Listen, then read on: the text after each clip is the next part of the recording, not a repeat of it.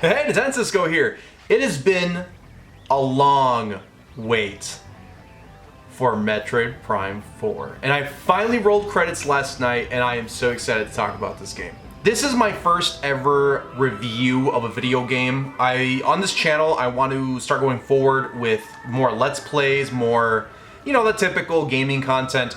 But I want to have a more focused direction going forward with that, because before, what I struggled with this channel a lot is not knowing what to do for content.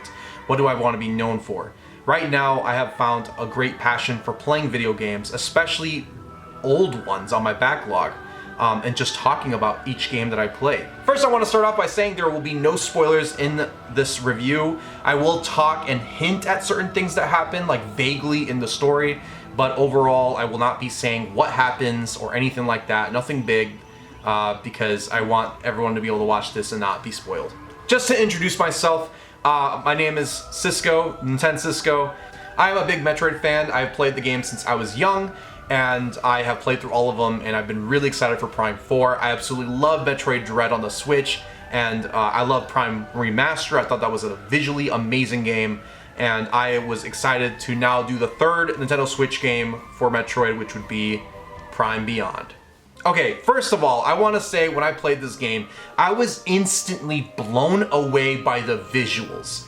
The visuals are stunning. Easily the best looking Nintendo game ever made. The fact that it can run 4K, it can run 120 frames, like, this game looks amazing. And my own systems, my own TVs and my own monitors could not do this game justice. I went to a friend's house who has that sort of TV that can run all of these specs, and oh my gosh, the game looks stunning. And I'm just very visually impressed with it. Retro Studios absolutely knocked it out the park with this quality. It's what I had envisioned for Metroid Prime 4, but greater. They exceeded my expectations in terms of the visuals. Now, not only did they exceed my expectations for visuals, but they also exceeded my expectations for music. The music in this game is some of the best that the franchise has to offer. I have actually 5 hours roughly dedicated to just having the title screen on while I'm working on stuff on the side. Maybe I'm scrolling through my computer, maybe I'm scripting videos, maybe I'm doing some artwork, but the music will play in the background because I love it so much. And oh my goodness, the title screen, the environmental music and sounds in Fury Green, even the isolation you get and the ice belts and the music that goes with that, it's just, the music hits it every time.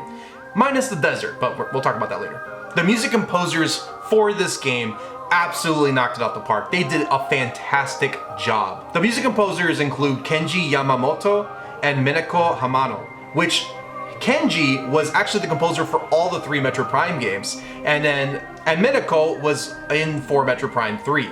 So the OGs of the Metroid Prime music returned for this game and made the music, and I have to say, I think, my personal opinion, I think the music for Metroid Prime 4 is the best one in the series. I think the music's the best. I love the music in the previous games as well, but I think Prime 4, every track was good. Minus the desert. Music and visuals, absolutely amazing, but also environmental design. The Fury Green, the environment, when you have the sun like glaring in your visor, and you have like the sounds of the creatures all around you, and then you have like bugs and other little critters running around. You hear the calls of certain birds, or I don't know, grievers, monkeys, I don't know, something. But it sounds awesome. I felt so immersed. I loved it. I loved like standing under the waterfall and letting the water hit my visor. Like, it was just so fun to interact with the Fury Green at the start of the game. But I love that the game has range in terms of environmental design, because yes, Fury Green is amazing for the environmental design, for being like a jungle and waterfalls and creatures. But then also, I loved how the start of the game was structured with the Federation force coming in and fighting pirates, and you're just fighting alongside the troopers, and it's all chaotic, and there's missiles and explosions everywhere. I love the range that this has. Minus the desert. I gotta keep making that point, minus the desert. I really love the vibes of this game. The game plays more linear than previous Prime games, but to be honest, in my opinion, I really like that. I know Prime is very known for backtracking, and this game does have a lot of backtracking, depending on how you want to do the backtracking. For me, I just left everything till the end of the game, and once I got all my power-ups, all my abilities, then I went and did 100% in each location individually, instead of going back and forth, back and forth. No, I just left it all. I left it all for the end. I also like some of the quality of life changes. I mean, they added a little bit of an autosave. It doesn't completely autosave every chance you get, but it'll make sure that if you didn't save for the past 10 hours, at least you won't lose 10 hours if you die. It will give you a checkpoint. But you can still lose like an hour of progress if you are not saving and you are, you know, working around one of the worlds like what happened to me in, I believe it was Forge Tower, the second location where you're building the bike. Yeah, no, I died and I got sent back like maybe half an hour or something, and I was just like, dang it. But overall, like the autosave doesn't affect your gameplay. It doesn't autosave like every room you go in, but it's just there to make sure you don't lose like many hours of progress if you just haven't been saving. I also like the button remapping. I did not like the button controls when I was playing, and I was able to remap the controls, and that really helped me tremendously, so I was a big fan of that. I also very much like the cast. A lot of people were upset when they first announced Miles in the game, and they were saying it was millennial writing and stuff. I don't know, I disagree with all of that. I think that's just stupid reason. People have been criticizing games like Ghost of Yotei, Assassin's Creed this year, and even right now Expedition 33 is taking a lot of heat, and a lot of it is just this, lately we have been having this bagwagon of just hate and this hive mind mentality to just be negative about everything, and I'm not gonna be jumping in on that. I love the cast. I really enjoyed Miles. Actually, I think Miles ended up being my favorite character at the end of the game. And I love Armstrong. I associated Armstrong with one of my friends. She loves Samus, and we always playfully banter about who would wife up Samus. And so I texted her a screenshot of Armstrong when I met her and said, "Why did they put you in the game and not me?"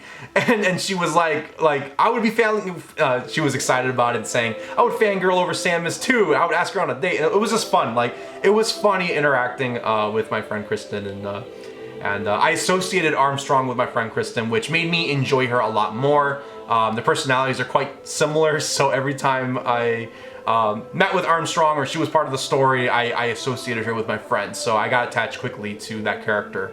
I also love the other characters, Ezra, and I don't really remember the sniper's name, the hunter sniper guy. I forgot his name, but he's cool. He plays a harmonica and you find him throughout the desert sometimes. I like the cast, and I thought it was super cool interacting with them. I've always wanted a game where we really get to have like a platoon or like a team with Samus. You know, Samus grew up being a Federation officer, guys. She was part of the Federation. It makes sense. Like, Samus has learned to work with the team, and has always been a part of her character. I understand if you want to be absolutely isolated, that's a preference for a gamer, but that does not reflect the game as a whole being either entirely good thing or entirely bad thing. It just, you know, it's up to your preference. And for me, my preference is I believe that Federation has always been a part of Metroid, and Samus leading a group and having troopers that she's working with has always fit in the Metroid series and fits in this game.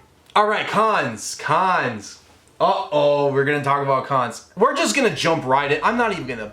The desert. The desert was a bummer. I didn't want to be negative. I saw a lot of negativity revolving around the bike and the desert, and I kind of was saying I wasn't into the bike. The Viola bike is clunky. As much as you could expect it, it's clunky. In the desert is barren, and there's no music, and it's not fun. This whole Emerald Crystal fetch quest that is throughout the whole game, you have to basically... So this is what you gotta do. There's 2 meters. You gotta either fill out the whole meter of Emerald Crystals, and you need that. It's mandatory for the end of the game. You cannot beat the game unless you fill up the first meter of Emerald Crystals. There's also a second meter just for the sake of 100%ing the game, and you can get unlockables at the end of the game. So like some stuff in the gallery for getting all the crystals. So getting all of these, while it wasn't as tedious as I expected it to be, I thought it was going to take like 5 hours, but actually I knocked it out in like 45 minutes, possibly less. But it just doesn't matter. this whole thing with the crystals and gathering them, and like it just doesn't, it feels like it's not part of the game itself. Like, I'm going through the worlds, I'm looking for missile expansions, shot expansions, upgrades, and then I have to remind myself, right, I have to go into the desert and collect crystals as well and look for stuff in the desert. I just did not enjoy that. There are enemies chasing you all over the place. They do a lot of damage. Sometimes I need to like get off my bike and I have to shoot the crystals manually because running them over doesn't work all the time. Sometimes you run over the crystals and I always have to stop and look behind me, and there'll always be like a little piece left. Sometimes there's like this little piece that is left. And what drives me nuts about that is the whole point of the desert and the Viola bike is you're supposed to cruise around and drive around, but it makes it very difficult to just cruise because every time I run into crystals, I always have to stop and look behind me to make sure that I actually got them. This whole crystal thing also dissuades me from wanting to replay the game. With Metroid games, it is very encouraged to keep trying new playthroughs because, you know, you can have certain like difficulty endings and stuff, and you earn different rewards depending on how you did your playthrough. And so you want to do multiple to earn all the rewards in the gallery. I don't want to keep replaying this game to do the green crystals. Then the fact that I will always have to do the green crystals every playthrough really annoys me. And New Game Plus does not carry over your crystals or your scans or anything, and that's a big problem because I don't want to do all that work all over again. Speaking of the scans, in previous Metroid games, there were indicators of like an enemy that you maybe haven't scanned yet or was important to your log. In this game, they don't do that. It doesn't matter if you scan a wall or if you scan an enemy, they're both just gonna be green and you just have to scan them. So what ended up happening was at the start of the game, I scanned a space pirate. It told me I scanned a space pirate, but it did not lock it in as an official log into my log, my encyclopedia. And so I didn't realize that at the very end of the game, I missed that scanned. And I finished the game on 99%. 100% crystals, 100% items, 99% scans, because I missed the space pirate at the very beginning of the tutorial that was missable. Meaning if you missed that, your 100% run is instantly killed. So the only way to redo this is to start the playthrough all over again. And so that definitely messed with my enjoyment of the ending of the game because I scanned the final boss and realized I'm missing a scan. Oh no.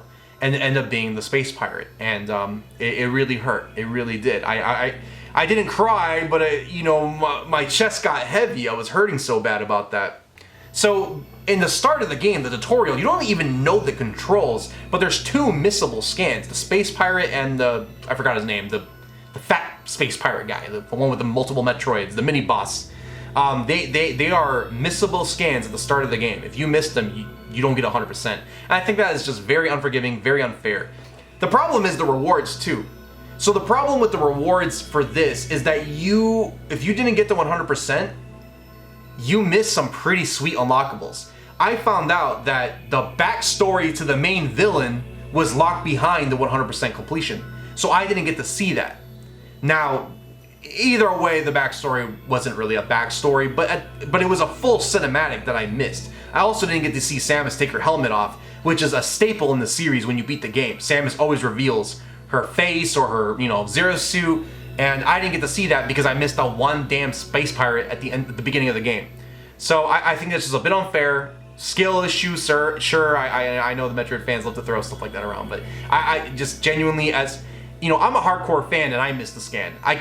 There's no chance that the casual newcomers are gonna be getting those scans, and that's what I was kind of worried about. All right, so now we're gonna talk about the good and bads of the story. The story takes place between Super Metroid and Fusion, which is really cool actually, because the Prime games always take place between Metroid 1 and 2. So you're transported to a whole new planet, I thought it was like a pocket universe, maybe it is, but the Lamorne are on this planet, and they basically, their civilization was ruined, and they need your help to kind of like bring the civilization back by getting this fruit and putting it on another planet.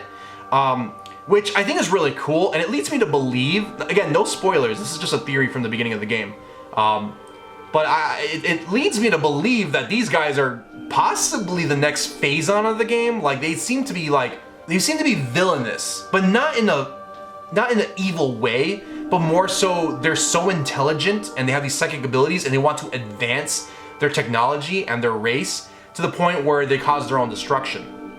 And they're not going to accept the destruction, they're just going to try again and rebuild on, and this possibly could lead to other planets. So I wonder if this could lead into like an Ultron, like a Marvel's Ultron situation where suddenly they're spreading out and they believe that they're the superior race and they gotta eliminate others. Maybe I didn't understand the lore and maybe I'm completely wrong on this, but that's what that's the vibe I got with the characters, with the Lamorne, and helping them out. So I like that. I thought that was really cool. I also like that Retro Studios did this because it gives this freedom to world builds, right?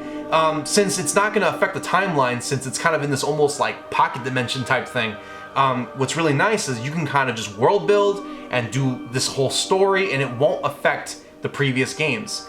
So I think that's really cool, and I think they did a good direction, a good choice doing that. But there is a problem with this, and that's that this story, it doesn't commit. And I mentioned before, but I really like the addition of the Federation characters. I think that breathed a lot of life into this story, and a lot of personality especially. But I gotta touch up on some of the negatives, and that is that this story heavily relies on a sequel. And I do not like that.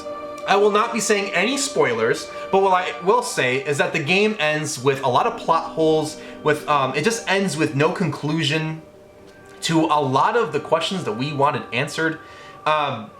Even something as simple as the motivation of the villain was never explored.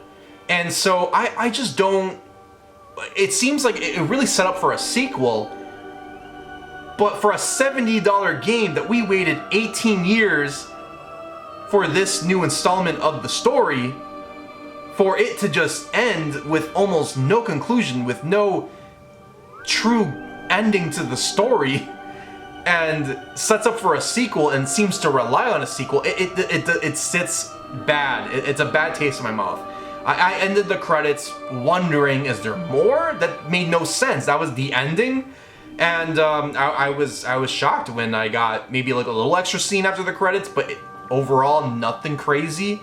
The ending left me extremely stressed, shocked, heartbroken, and I was just like, okay, there's gotta be some like symbol of hope here or some kind of conclusion, and there just wasn't. Nintendo has done this with the Zelda series. They've been holding back the story for potential new games, and I don't like this thing that they're doing. They clearly held back Tears of the Kingdom story and lore so that we can have Age of Imprisonment, and they did that with Breath of the Wild so that we could have Age of Calamity. I'm not saying that they did that purposely for that intention, but it comes across that way as somebody who's playing through the games. And I do not like seeing this with the Metroid Prime 4 game, where it seems like it's being held back. I wish you committed to the story and gave it a good conclusion, and then you can build upon that. I think that would be a great way to do it, because we waited so long for this game and it's expensive. I know that for game companies, $70 is like nothing. You probably think $70 is way too cheap for video games, but us in the real world, consumers in this bad economy, games are very expensive. I sold a bunch of things so I could afford this game because it was not in my financial responsibility to be spending money on this. So it's just like, I'm a little sad that, you know, the game being so expensive and so much work got put into it. I'm not saying the game's not worth $70, but I'm just saying it's just $70 in general. That's a lot of money for one game when there's like 3 games coming out every month at that price. It's expensive, and to wait all this time, 8 years of development, 18 years for a next game after Prime 3, to have the story be held back for a possible sequel, I just don't agree with that. I think that was very poor decision making on behalf of the developers or the higher ups at Nintendo. I don't know who made the decision, but that's what I got from this game. I would love to hear everybody's thoughts down below. If maybe I went about this the wrong way, I would love to hear your thoughts on this. So, wrapping it up, Metroid Prime 4 Beyond is easily one of the best Nintendo games in terms of visuals, quality, environmental design, and sound design. I think Metroid Prime 4 holds up to the greats of Nintendo Switch. It's up there with the Tears of the Kingdom, Breath of the Wild, Mario Odyssey. I think it's up there, but it's held back heavily by its lack of direction. Does it want to be an open world game? Does it want to be a Prime game? It seems like they were trying to experiment and expand upon what the Prime games could be, and it doesn't seem like it knows what it wants to be. And that's mostly just because of the desert and the bike. If you were to remove that entirely, or at least make the desert more interesting, I think that would greatly improve the score for how high I would rank this game amongst the greats of Nintendo. But I think this game holds up. I think this game fits perfectly along with the other Switch 2 titles like Donkey Kong Bonanza and Hyrule Warriors Age of Imprisonment, Legend ZA. You know, I know those games are all on Switch. This game's also on Switch, but just, again, the games that released after the Switch 2, I think this game really, really holds up. I love the game for what it is, but I think it is very held back in a lot of ways.